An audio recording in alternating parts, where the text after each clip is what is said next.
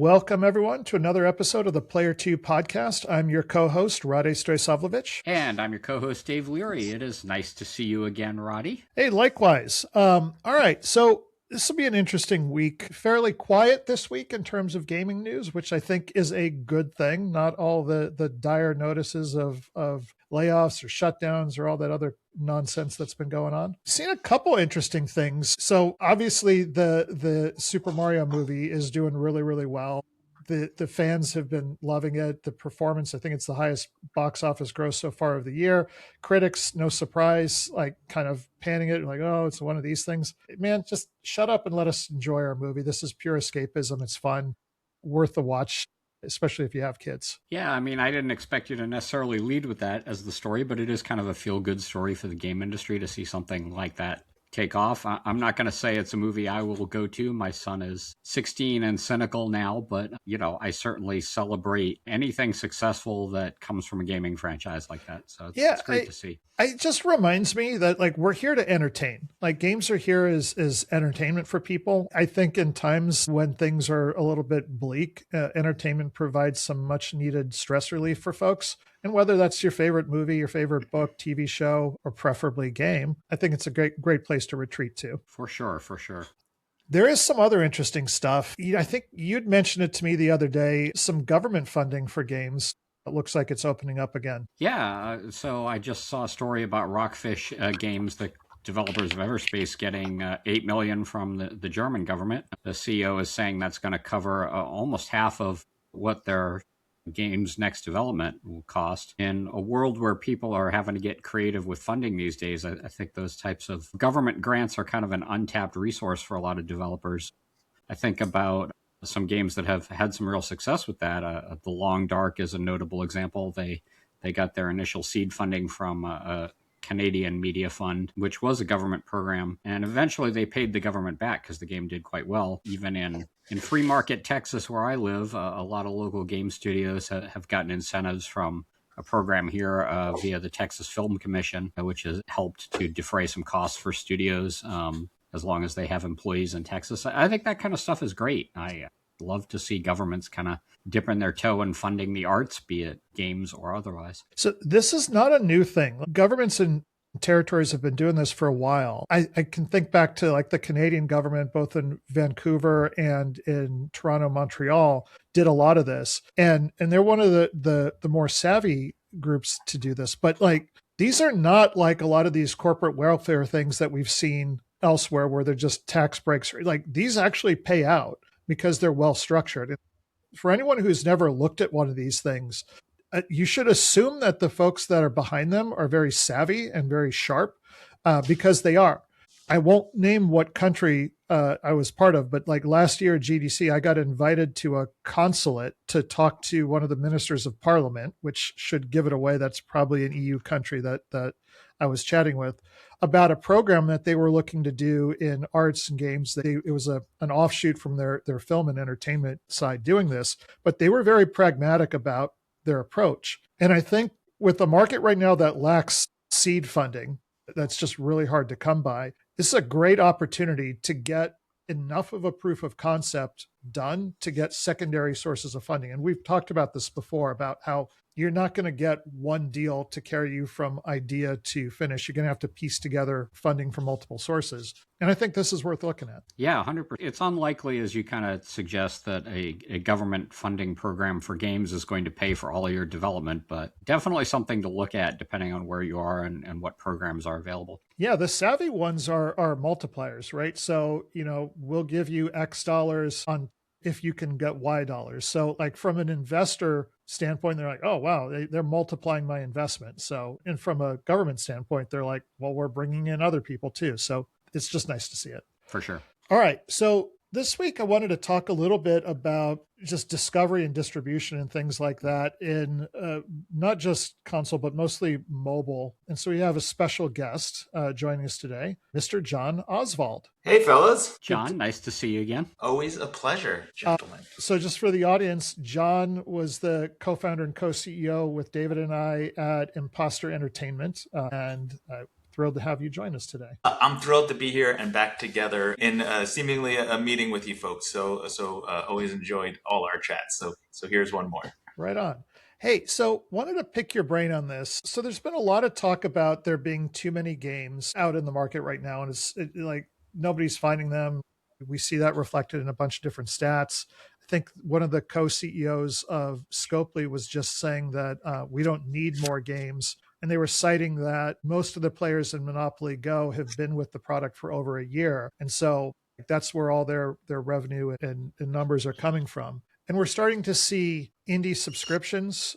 So there was Indie.io has one, and there's an indie friend of mine that reminded me that there's some controversy about that. So, like, frankly, anytime there's a subscription, devs are like, well, how am I going to get paid? This isn't fair. So you should take a look at that. There's also labels that are happening and possibly some other storefronts for different types of games. Like I just saw a subscription service for a specific genre of game trying to draw people in there. Does that help us with discovery and finding games? What do you think? I think all of those things have the same underlying assumption, which is, to me, one of these, this is the way the world used to work and it doesn't work anymore. And that assumption is that discovery is ultimately platform driven. So whether it's on Steam, that you're discovering games on there, which I think less and less you are discovering new games. If you look at the numbers, it's rich getting richer there. Obviously on mobile, that's the case. And I'm not surprised that Scopely has that opinion. It's really interesting to see them recently. Actually, I don't know if you saw, they released a chat app just for Monopoly Go players. That's all you could do. You could trade things in Monopoly Go and meet and chat people. And I think that's where we're heading with these live service games. But if you really think about discovery for all the games that come out on mobile, if you're building a platform, if you're building a subscription, if you're building an alternate store, you're really assuming that this is going to be like a pull. Like people are coming in to your experience looking for new games. Where I think we're in a world now where it's a push, and it's discovery is now culturally driven, not platform driven. I think where games are being discovered is it's in you're going through your TikTok stream and you see a game that your friends are playing together, or that's where you catch it, or it's in Discord. It's coming from the communities you're already in. There's so much of it, it's getting pushed to you that I don't think you ever have to think about, I want to find a new game.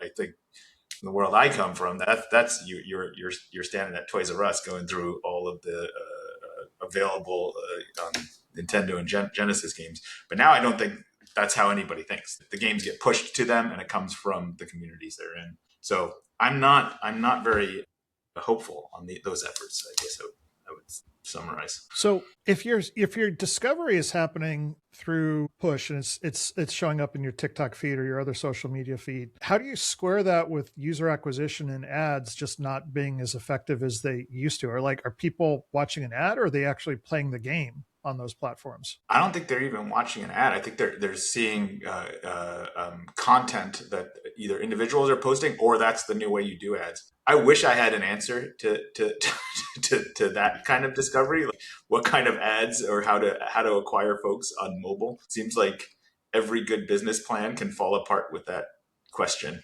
of discovery. I recently was talking to a VC, and this is exactly the question that came up. Okay, all this sounds great. How about discovery? How about distribution? How are you gonna solve that? And the answer is, we don't know. Do you know? And he was like, no, I don't know either. It was literally like that. I don't know how it's, I don't think, I haven't figured out how to solve it from a business investment standpoint yet. We've talked about this before. Yeah. I mean, on the podcast, we've talked about how there's just a lot of distrust of ads. People either just tune it out or they just don't believe it anymore. And I think a lot of that, there's just so many scammy ads. It's like Dave and I were talking about this one. I get this on my mobile apps every once in a while. It's like somebody's going to buy something at the grocery store and they look in their wallet. They're like, oh no, I'm short. I'm going to have to put something back. And somebody behind them says, play this game. And it's solitaire. You could win money. And they flip a solitaire thing and they get $20. And I'm like, who in their right mind would give you $20 to do something like this? Yeah. And so you just write it off. Yeah. I'd like to kind of probe one angle with you, John, on this a little bit. There's something that Roddy and I have talked about fairly recently, and maybe this is more applicable to sort of the indie scene on Steam, but you're talking about push discovery, and I think what I'm seeing a lot of the more successful titles do is start direct engagement with the community as early as possible, and that includes things like get a Discord up and going, literally have developers talking to potential customers, building hype for a game long before they launch, and having a strategy to kind of go out on YouTube and Discord and other places where customers are and really directly engage with them. Is that a path that you think developers should be thinking about for sure? Is it successful for the long haul? I think direct engagement through Discord early and continuing is just it's a cost of doing business now in this world. But I don't think it's not really a distribution strategy. It doesn't solve this problem. More, it might, it helps you create golden cohort. It helps you have a interaction with your best customers and gives you a read of the pulse there. But I don't think it's a distribution strategy. Looking at it, it's not right. But if you can get the right kind of people in your Discord that are I don't want to use the term influencer because I don't like that the whole term for reasons that we don't need to get into here. But it's sort of the people, like everyone has this in their social group, like someone who's like the tastemaker. That's like, okay, that's the restaurant you got to try, or this is the movie, you're going to love this one. And they tend to be right because they're tailoring their recommendations for you. And if you could get those people who have that sort of natural affinity to pull people into it, like they could become your marketing. Yeah, I think you are kind of talking about influencers or connectors or people with an audience, or let's call them like audience aggregators. I just feel like those people know their value at this point, and you're paying for that. Well, it's really hard, I think, to find an organic audience aggregator for your game. Maybe depending on the type of game. Like I could see it if you're going in like a very in-depth PC title. It's a little harder to see that kind of person on mobile for me. But I don't know, and I don't know how you find them. I don't know if it's necessarily like, what's your equivalent of a Mr. Beast or something like that. Like, that's a thing. And you're right. Those people are going to charge you for it. And like, that doesn't always work. And the bigger the audience gets, the less authentic it becomes. It's more along the lines of like, hey, this is sort of in my hyper local group, the person that I trust, and they have other people that they trust. And you kind of build it out in like this, you get a network effect if you could get the right people in there for your product. And I think how you engage with them matters. I'll do a little segue here. A product that did this really well, and why I lost my $1 bet to Mr. Leary here, was Crimson Desert, about how they listened to their community and quickly turned around a product that was initially at relatively low Metacritic and review scores and bent that curve, which is very rare to see, particularly on Metacritic, but then put out updates within days, just listening to that community and putting it out there. And so now you have all these people that were in early that had hope for the product, but maybe were disappointed or maybe not. Suddenly you're saying, look what these guys are doing. It's special. And they got a network effect, and that lifted that thing pretty quickly. So I owe you $1, Dave. You do owe me $1, and I meant to bring this up in the news segment. I wonder a little bit about what you say, and I would maybe disagree with it some. The patches did come fast and furious, and they were very responsive to the community. But I think if you look at the numbers, the turnaround in both the review scores and the sales had happened even before the first patch was out in the first couple of days. And for me, kind of playing the game organically and engaging with some people on it, I feel like it was because people just played the game a little longer and got over that initial first 5 or 6 hour tough start that it has and found what was good about the game. So, I mean, it matters here. It's always going to matter. You got to have a good game to do well, I think. But certainly that responsiveness to the community you're talking about matters a lot. But I don't think that was what started the turnaround for them. Well, sure. But maybe then finding that fun because they spent enough time with it, that's what made the noise on all the social networks that got more people to come into it. And so like, I think it's not just how many people you get, you have to get the right people that are shouting in the right spots to John's point, where someone is going to be receptive to listening. I'm cynical, and I wonder if they had an agent that was representing micro influencers, because it's like it goes all the way down from Mr. Beast to people with like, hundreds or thousands of people in their audience and more specialized.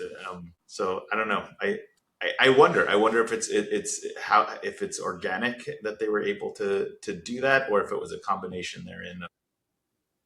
One thing that we talked about earlier on that title, John, and I'm curious for your take on it, is that the kind of some of the initial traditional reviews were negative, and I think that probably all three of us would agree that the influence of organizations like IGN and those traditional reviewers are starting to wane in this modern world, if they haven't already completely waned. Some of the backlash to the IGN review of Crimson Desert actually created a lot of noise online, which had an interesting, the beast is eating itself kind of mechanic going on.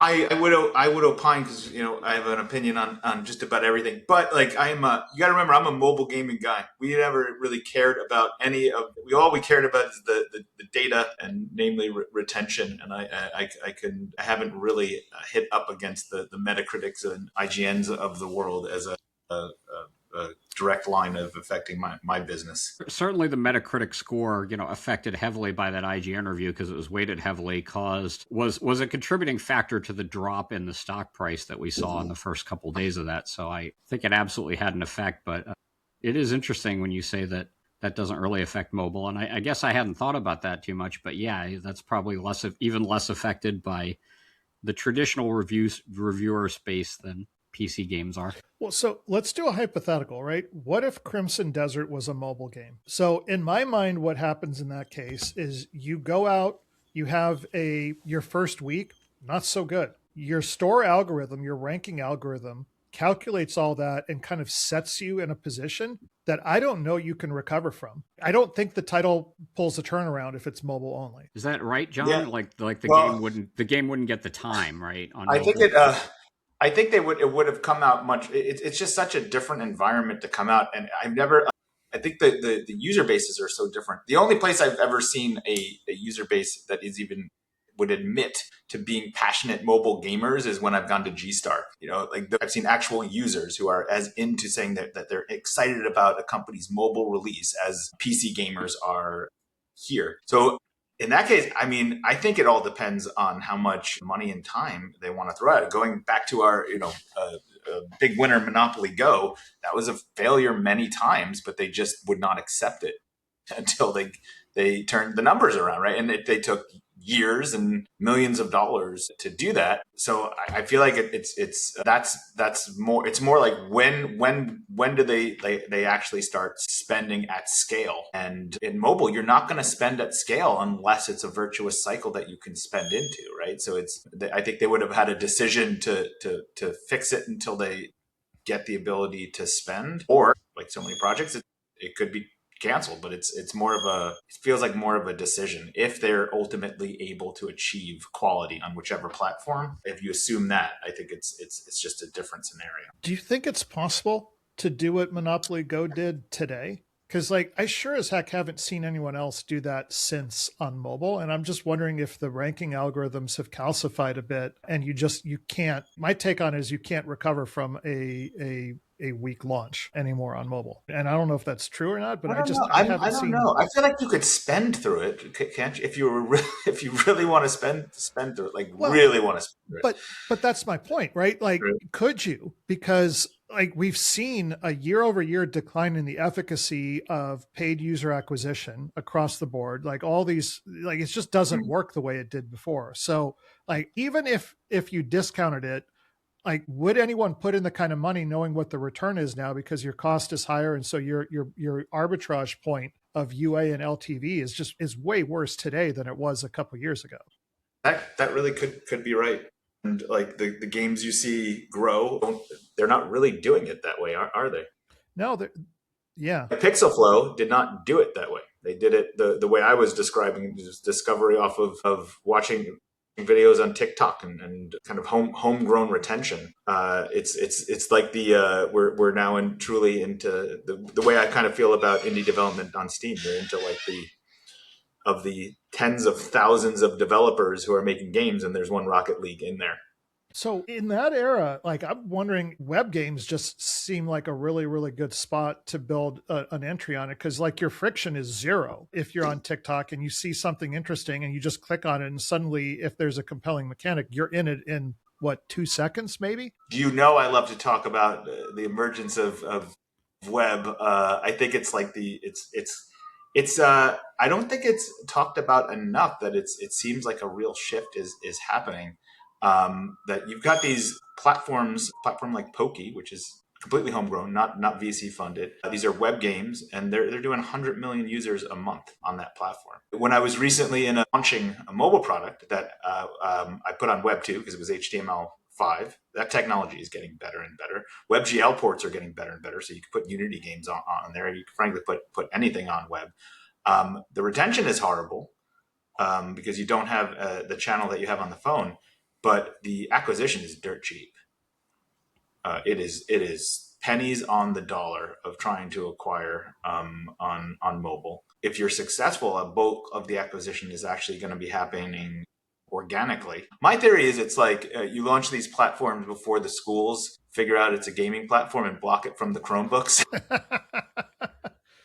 So I'll take it back that there is a pull of people looking for games, and I think it's kids on their Chromebooks that the schools have handed out to them is my theory. But this is growing really quickly, and as that line is blurred, and you already have folks going. I think it's what, like 30 or 40% of purchases on the big games are now going through web stores after the Epic ruling. This line between a mobile app and web is getting so blurred as the quality on the web and on mobile web is starting to match what you see on your phone. What's your take on, so it doesn't quite have the zero barrier to entry that a web game does, but what's your take on some of these platforms or games as platforms? I'm thinking of Fortnite, which we discussed last week, which some people have invested some time in developing things for. Roblox is the obvious one nowadays and is doing huge business. Discoverability is iffy at best on those, right? I think that Roblox and Fortnite Creative, I think we're going to stop thinking of them as platforms or UGC platforms. I think they are basically becoming app stores, right? Like it's a shift that I know they're platforms on platforms in some cases, but in some cases not. They're paying developers a ton of money. They have a lot of power over discoverability. They have users. It feels like they're picking up power from the traditional app stores. So kind of coming full circle to what I started this segment asking about. So with other people launching either labels or brands or services, whatever, where they're putting this content, do you think we're in a world where we're just going to see the totality of apps chopped up into smaller chunks across multiple of these platforms or stores? Or do you think we're going to start seeing specialization based on genre, age group, a gameplay mechanic, or anything like that? What kind of stores are you referring to? So does it make sense for me? And I thought this was always weird when Steam did this, but Steam was a games distribution platform, but you could go on there and get non-games content, right? There was famously one of the big ones, the You Need a budgeting app was in there. You could buy that in Steam. And then there's this whole controversial adult content stuff that's in there. The budgeting app is like the worst game ever. That is. Yeah, but it's not a game. It was a quick alternative. But would I go to Steam if I wanted to buy financial software? No, it wouldn't even cross my mind, but it was on there.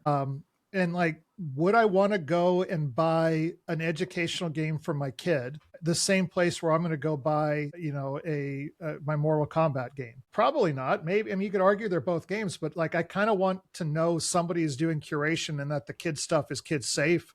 It's got privacy compliant. My kid's not going to have nightmares from looking at that. And I want some trust on that. Do we go into more of a segment in store that kind of mirrors you have specialty retailers. I think the winners that we're seeing right now are just going to keep getting bigger and bigger. And notably, I think Roblox is the one that is going to become more and more dominant. Everything you just described, they're already doing to segment their user base and keep the kids separate and apart from content, from social connections with their aging user base, which, by the way, is pretty incredible, is that their user base has aged up and stuck around on Roblox. So if you think about the number of players that are now using Roblox as their primary play, and I would put Fortnite in here too, And if you think, what I start thinking about is, okay, we're all getting older, right? Developers are going to fall out on the back end of that. So eventually the flow of new developers coming in are going to take this over. What percentage of developers do you think are going to be launching their first title on Roblox versus Steam or Fortnite or in the App Store over the next couple of years? I feel like Roblox is going to become the dominant spot for new developers to launch their first commercial title, especially when you bring vibe coding and AI into the mix, which they're also working on. And if that happens, if all the new game flow is just coming through that platform, I think it's just the big winners are just going to keep winning more and more and more. So we talked a lot about AI on this podcast. So let's say that does happen. Do you think there's room for a store for people that are just like, man, I want nothing? We've already seen this with Steam. I want nothing to do with AI. You use AI in the product. It's evil. I don't want to touch it. I want hand created stuff. And that just exists somewhere else. And it kind of looks more like maybe you've all seen those high-end stores that have like 10 articles of clothing in them. And like, oh shit, that's probably expensive. The artisan game store. Yeah, I'm just like wondering if there's a place for that. I mean, if it is like I think it's small and it's going to keep just getting smaller and smaller, right? It's like you remember I was at Zynga in the early days, and there was like a revolt against free to play. People just were so pissed off about it, so mad about having microtransactions, free to play, the style of game, and it was. That case, I think it was mostly coming from the development community rather than the player base, because the player base was new players that didn't actually play the games that were played before. So, I mean, I think AI is just going to get better and better. It's going to be harder and harder to differentiate. And you're describing a kind of it's like a Luddite kind of thing. That was a good example, right? Because when that happened, there was that whole filthy casual meme that was coming out about games. Dark Souls came out and was like remarkably difficult and challenging, and it did way bigger numbers than I think anyone expected at the time. I remember seeing that in its early phases when I was at Sony, and we thought it was a good game, but it like outperformed expectations. And a lot of it, I think, was as a revolt against all this talk about consoles are dead, mobile's the future. And you're right, like mobile was bringing in new players that weren't playing console. But I think one of the biggest beneficiaries of that backlash to free to play was console developers and platforms, because those titles were doing quite well. I'm wondering if we don't see something like that again today. Like I'm looking at Roblox and all the problems they're having with child privacy and safety. And the business head in me says, hey, there's room for somebody like a Disney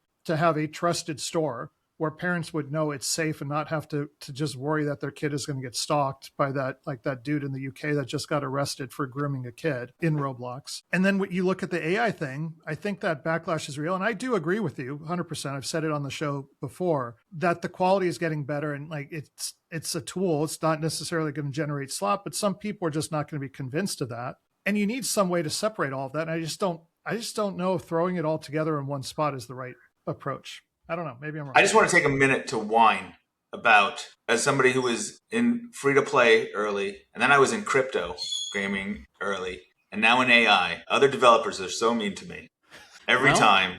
I think, and I've argued this on the show. I think to some extent it's on you to defend the position and to, not be completely dismissive of people and just say, oh, they're Luddites, because I would argue. I would present to you the argument that some of the people who are objecting to the use of AI in games have legitimate reasons beyond ones that would make them purely a Luddite.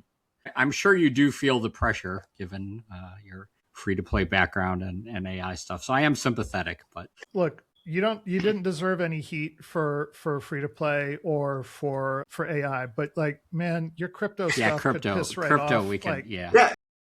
Scammer. It turned out everybody was right on crypto. Did you do any Web3 stuff though? If there was any Web3 stuff in there, then maybe. Yes, it was all the yes. Okay. I was deep in there. I will say I spent 3 years legitimately trying to find a use case, right? So legitimately, actually, I think this was at Gala. I distributed $150 million out to developers building games. So trying to find an economic model that made sense for what essentially is just a database.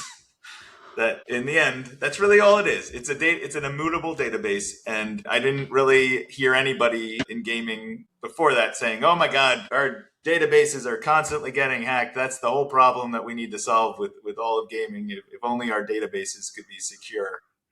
Well, you know what? I have to, when you describe it that way, I absolutely have to give you a pass on your involvement in Web3 for two reasons. One is that I think games have always been about experimenting with new tech and seeing if there is a use case for them. So, hey, why not? And the other part is, hey, you know what? You paid out $150 million to developers to go try to figure that out.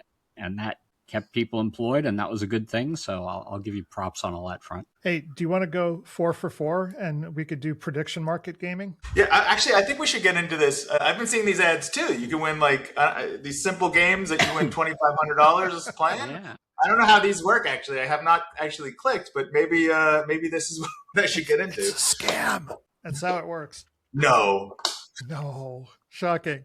Hey, let's talk about our game of the week. John is our guest. You get to talk about what you're playing lately. I know something about a setup you have for a certain type of game. Yeah. If you'd like to talk. Well, about I'm that. consistently. I have a full-on racing sim behind me. I am primarily addicted to iRacing, and it's. I'm not. I'm not very good at it, and as I've gotten better and better equipment, really. While it increases the immersion and enjoyment factor, I'm not any better. So it's like golf. I am jealous of that setup. You have to tell me what are you rocking back there for the people at home for iRacing?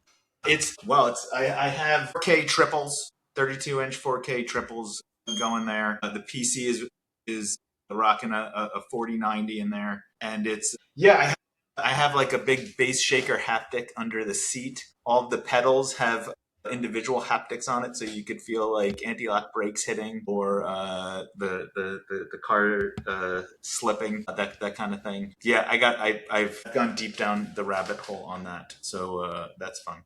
But the game I've been playing this week is a real throwback. I had an extra gaming PC that I gifted to my son, and now I sneak up there sometimes. And I've been playing Control by Remedy, a real throwback, which is just a fantastic game. Great spooky story, and the powers you get remind me of like the BioShock 2 powers. Grab things and throw them across the room, grab enemies and slam them against the wall, that kind of thing. It's really a great game. Boy, that's a great pick, John. And I have played that game. I love it. I wish that they would do another one. I kind of think it's an underrated one. A lot of people missed. So fantastic pick. Yeah, I'm shocked that it never hit console. Like it's worthy of play. I mean, I hadn't thought about this before, but hearing you talk about it again, I haven't played it in a while, and seeing the VR headset behind you, I'm kind of kicking myself for not making that in VR.